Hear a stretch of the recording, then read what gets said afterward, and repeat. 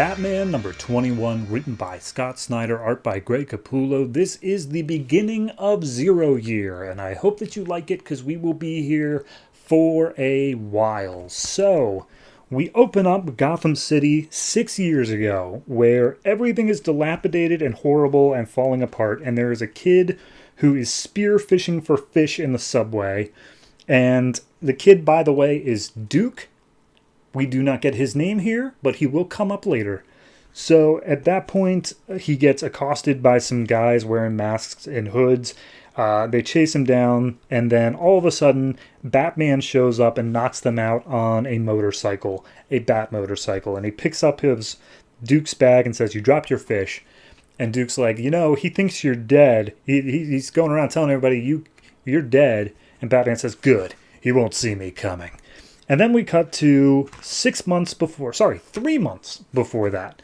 So, Red Hood gang, including their leader, is holding Bruce Wayne, who's wearing a disguise, a mask of like some redheaded guy, and he's taking a truck, and they're holding him at gunpoint saying, "Wow, we're surprised you managed to get in and steal our truck full of people that we need, but like, we're going to kill you and them as well. You have no escape here on top of this roof." And then he says, "All right, Alfred, what's the math on me getting this grapple cannon to work?" And he's like, "You are not about to use that grapple cannon to hold up that entire truck." And he's like, "Watch me." So he floors the truck, puts the grapple cannon through the windshield, and then drives off the building and seemingly makes it to the other side. But then, as Alfred said, it ain't gonna work. So the line snaps and the entirety of the truck just plunges into the river, but away from the Red Hood gang. And Red Hood claps, Batman flips him off, and I say Batman, it's Bruce at this point. And then we just get a flashback to Bruce in his younger years, going around Gotham, just exploring the city. Cut back to now, and Batman is doing some weightlifting in a super high-tech looking lab using electromagnetic boots to hang from the ceiling. And he's like, "Okay, here's the thing about Red Hood gang. Here's what we figured out. They are made mostly of rich people because, as it turns out, Red Hood is using their like dealings and such as blackmail, and he'll say he'll reveal it unless they join the Red Hood gang, and they're like sleeper agents. Whenever he needs them, he just turns them on. There are a couple of people in there who are low-level actual criminals, but for the most part, it's all these rich people, so they don't really know what they're doing." And Alfred goes on a whole thing of like, "Oh, Master Bruce, when you came back from the dead in issue 0, I joined you on this quest so that I could talk some sense into you. Please, you must at least allow yourself to come back to life. Like, Bruce Wayne was declared dead." And Bruce is like, "Yeah, and that's really working well for me. I would prefer to stay under the radar, Alfred." And Alfred's basically like, "All right, but fine, why are you doing this?" And he's like, "I'm doing this so no kid ever has to go through, like, Crime Alley stuff ever again." He's like, "No, that's not what I meant. Why are you doing this?" And so he puts on a hat with the Robin logo on it. Clearly it's not the Robin logo, but like it is, and I'm wondering what that is. And he steps outside, going to do some detective work. And then as he gets out, his Uncle Philip is waiting right outside the door. Philip Kane, the brother of Martha Wayne. So he's like, "Hey, Bruce, how's it going? I had some PIs sent around the world trying to find you. They heard about, like, some dude who died bungee jumping, or some guy who, like, was in a fight pit." And it's like, "Yeah, totally wasn't me. That wasn't what I was doing." And he's like, "Yeah, regardless, I figured that if I just kept an eye on Alfred after a while, that you'd show back up with him. That made the most sense. Anyway, hop in my car. I want to go talk to you." So they drive over to the Wayne Industries building, which apparently Philip Kane is now in charge of after Bruce was declared dead, and they have the giant penny outside the building. And Philip's basically telling them, like, "Look, Wayne Industries is doing great. We've got a whole bunch of like weapon and defense contracts and stuff like that, but we really need you back at the helm because this isn't my company. We need a Wayne to make it great." And he explains the history of how when the Waynes and the Kanes joined together, their companies merged and blah, blah, blah.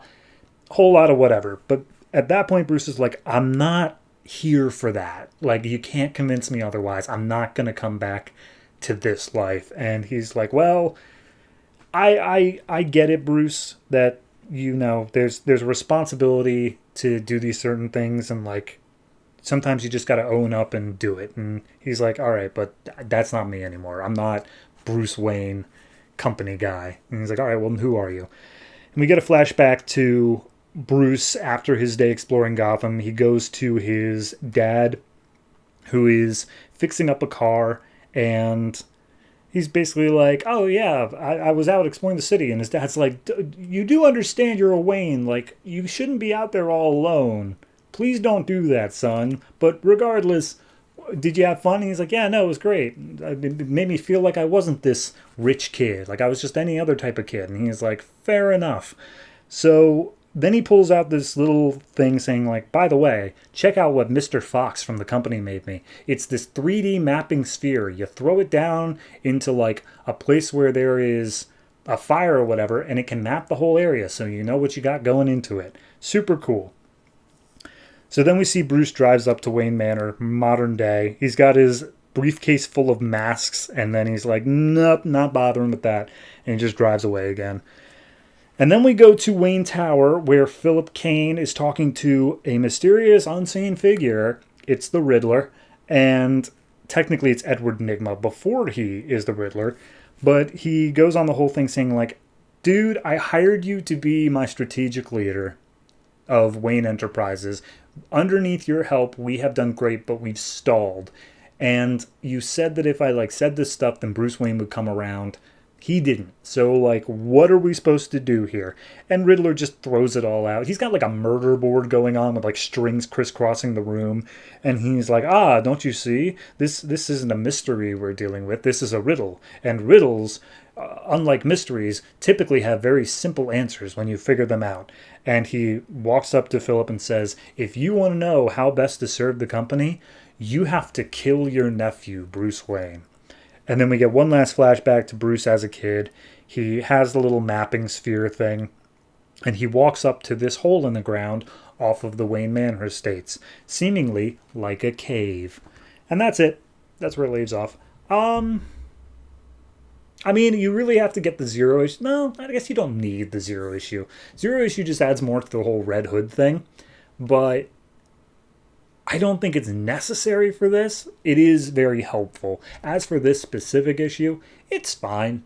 It's just setup. It's just putting in the players that we're going to need. We're setting up Riddler is a main character in this. Philip Kane is at least a supporting entity. We have Alfred's position on Batman before he becomes Batman. We have Bruce Wayne and how he feels about everything. It's just moving all the pieces into place and where we're going to go from there. I'm all right with that. It's not the worst thing in the world. It's not standout amazing yet. I think that opening with that scene of Gotham being in ruins is a good idea, but I'm also worried the fact that 0 Year takes over a full year to do. So if that's not going to be something until we get to like 9 months from now, maybe you should have had a closer lead in. That's my only worry here, but that's something that I only have viewing it a decade later. So I'm going to give this one I'll give it a 7.5. It's good. It's not standout great, not quite, but it has promise. So we'll see what happens in the rest of 0 Year Secret City.